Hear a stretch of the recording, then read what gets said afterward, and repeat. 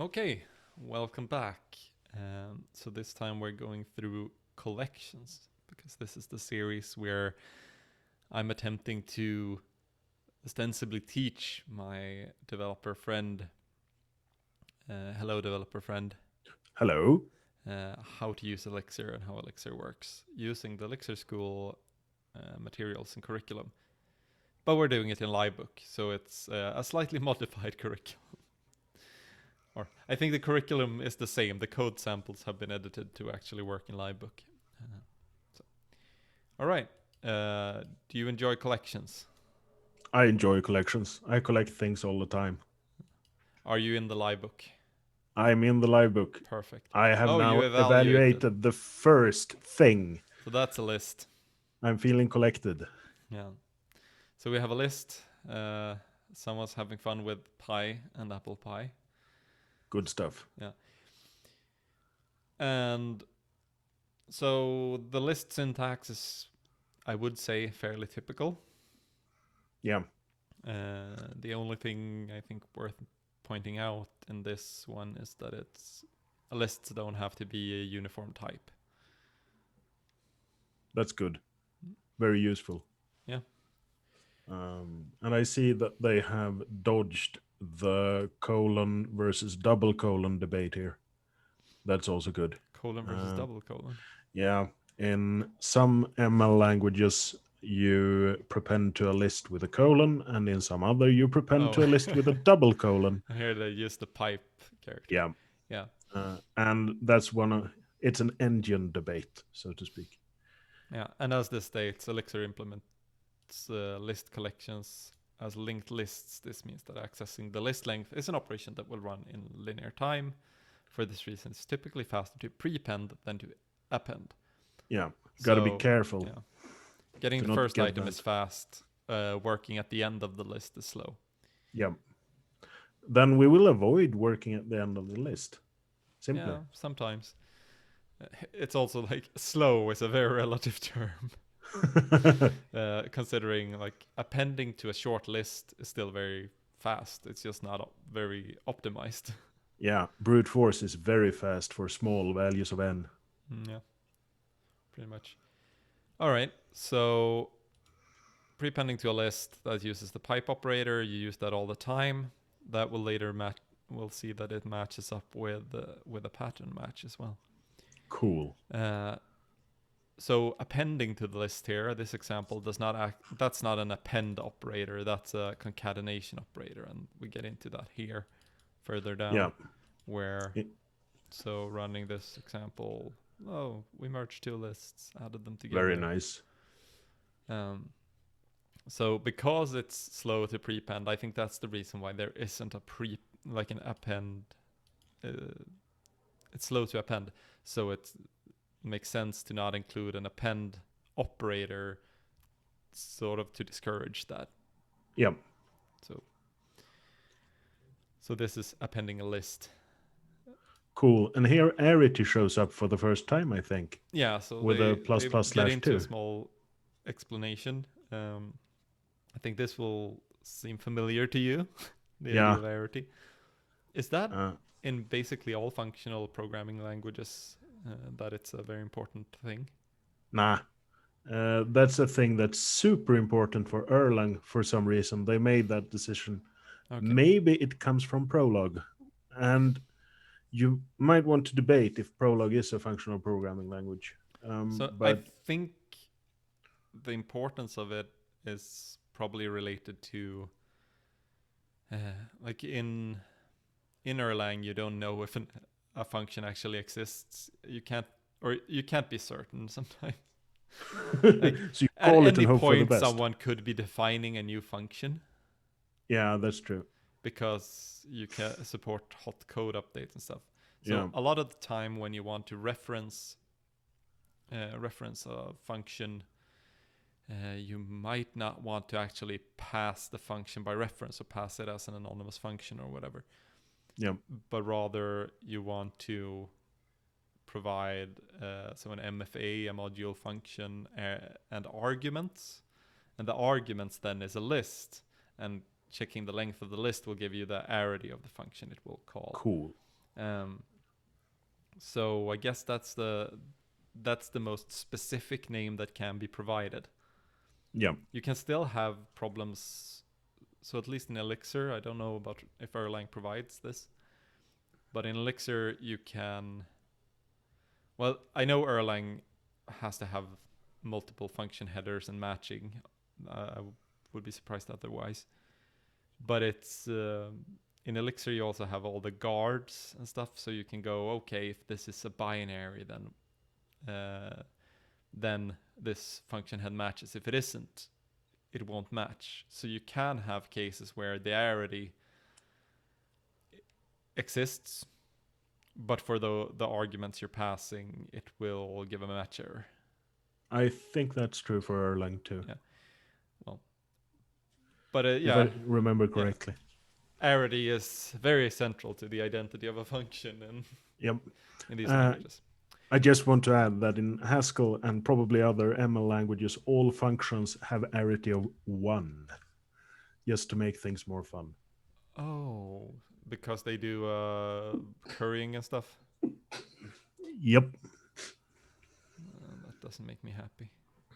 So that makes things both easier and harder at the same time. Sweet. I love that. Yep. Yeah. So list subtraction. Very similar. Cool. I love the syntax. Nothing strange there. It's safe to subtract a missing value. I don't think I've ever used list subtraction. I think there are cases where I could have used list subtraction where I ended up going enum filter because I didn't really think about having an operator for that.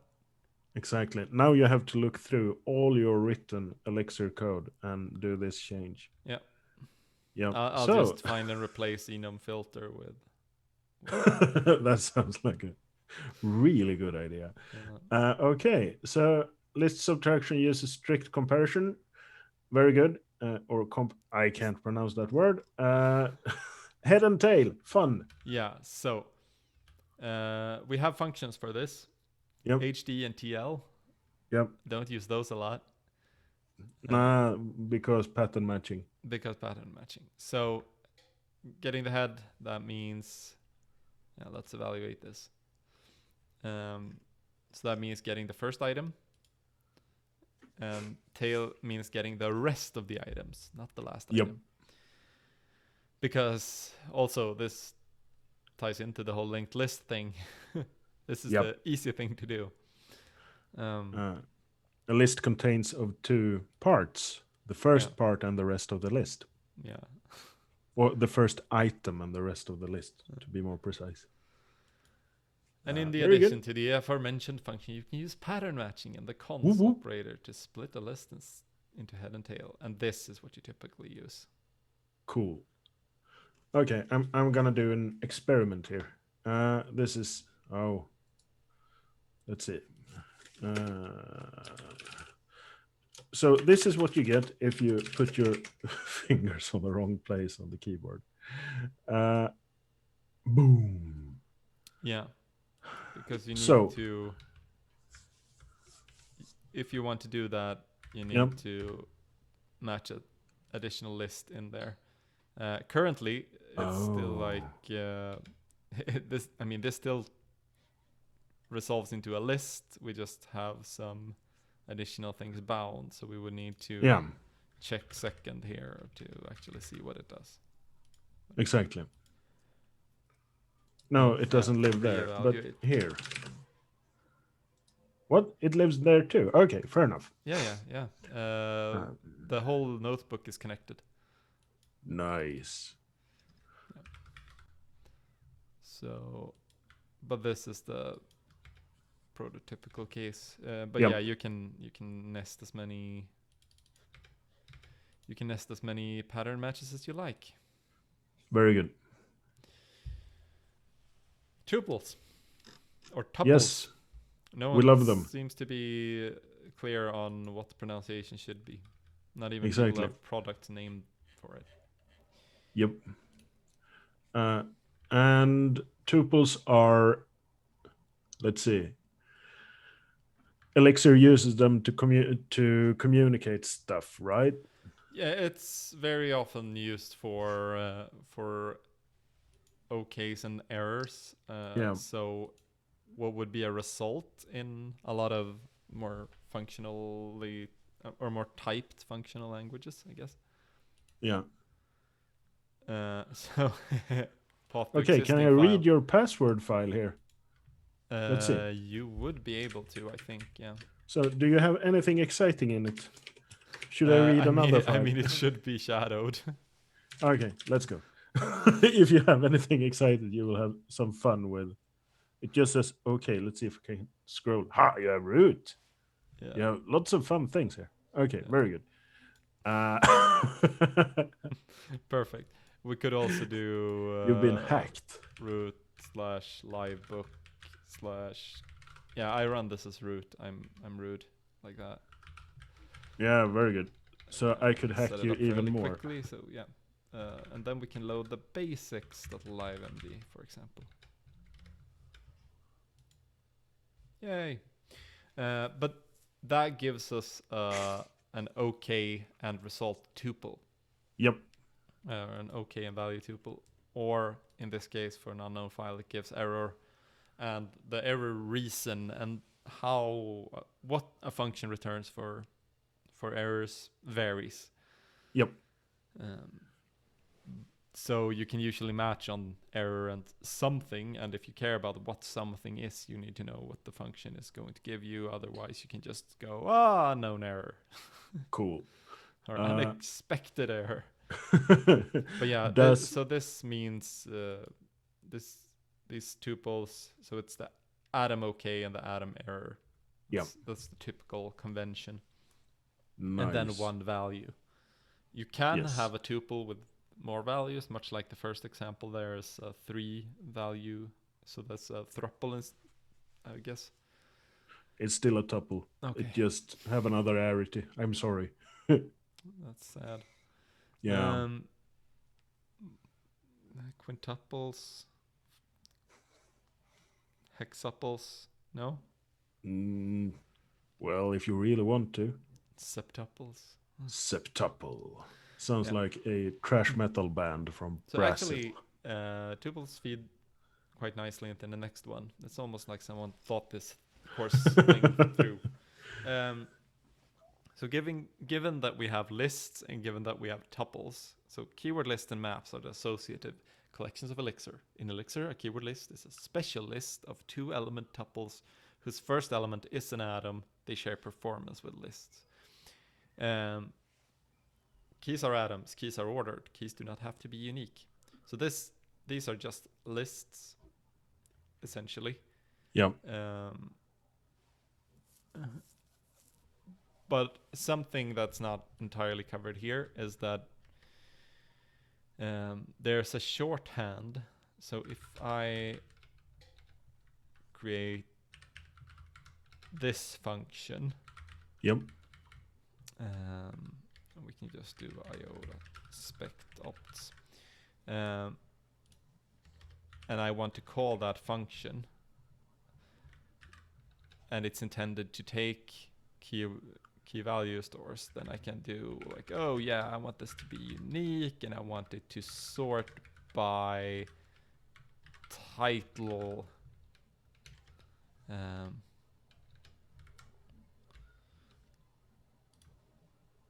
Cannot invoke def outside module right. So I'm gonna have to well, I can do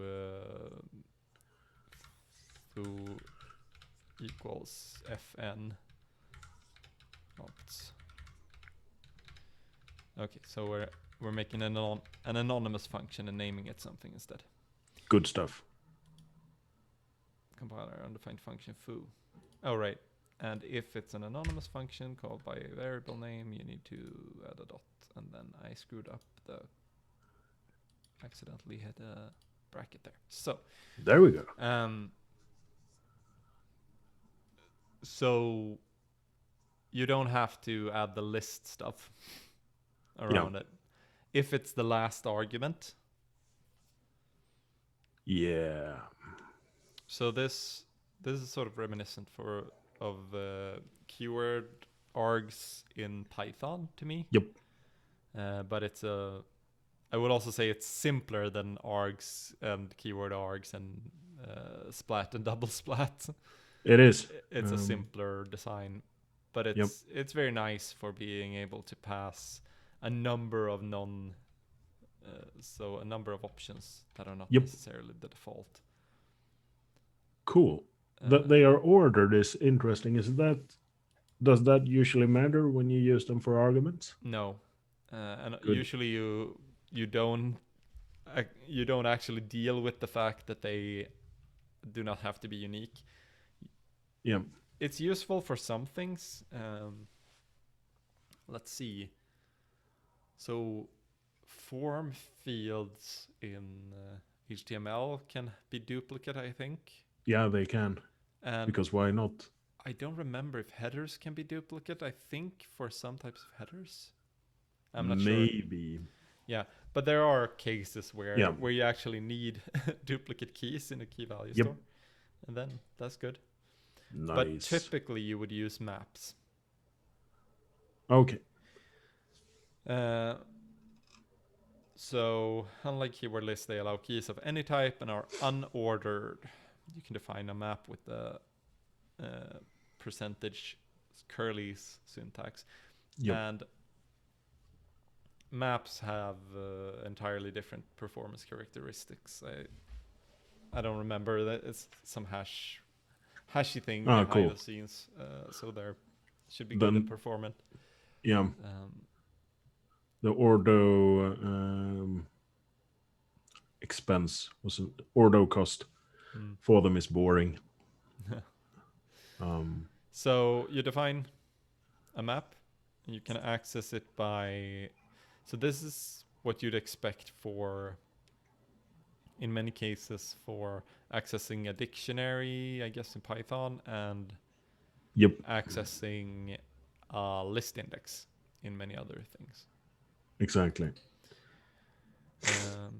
And you can have any type of key, and you set that up with this arrowy pointer thing.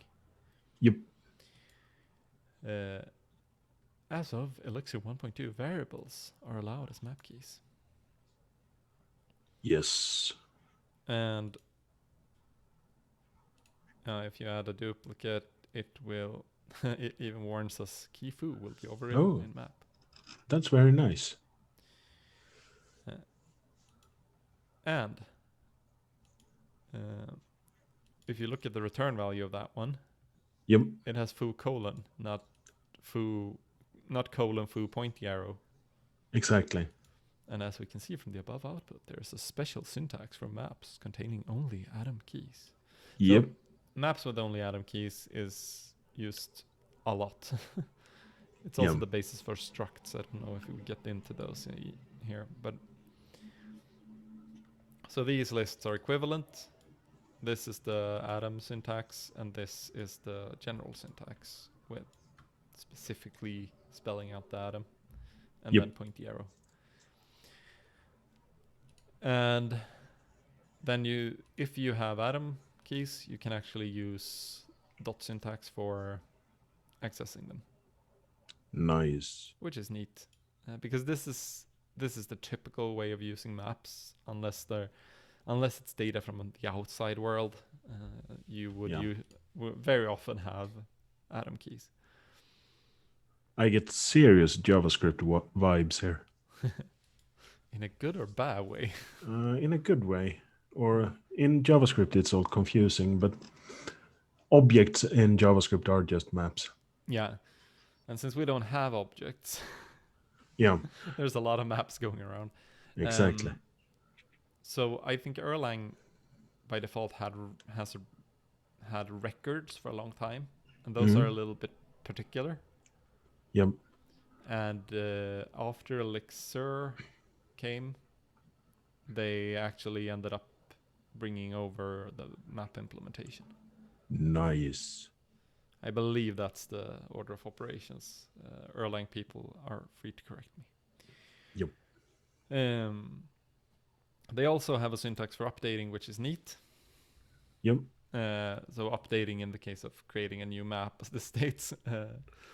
But so if we have an atom-based map, we can do so the map starter and ender, but instead we throw in the entire map and then we do pipey, and then we tell it what keys we want to update.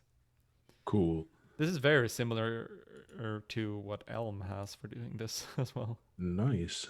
It's slightly confusing if you compare to the how you prepend to list, because here the arguments are flipped. Yeah. But whatever. Yeah. No. It's not I important. think that's actually fair. But I don't think it will look very good otherwise, because the map is always the one thing, and then you tack on all the changes, because you can do multiple updates. Okay, so let me try something. So we can do a foo bass, and we can do a rar evil cat. I don't know, evil cat sound like rar, And then right? it goes key rar not found in, because this is for updating keys and values. Got It it. is not for adding new ones. Let's try this. Hello, evil cat. And rar. Yeah, that works Yeah. fine. So, and they get into that down here, which is Very nice. to create a new key, instead use map put. Huh. It's like, Yep.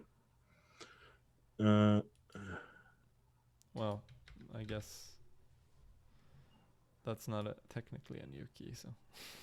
Yep, exactly.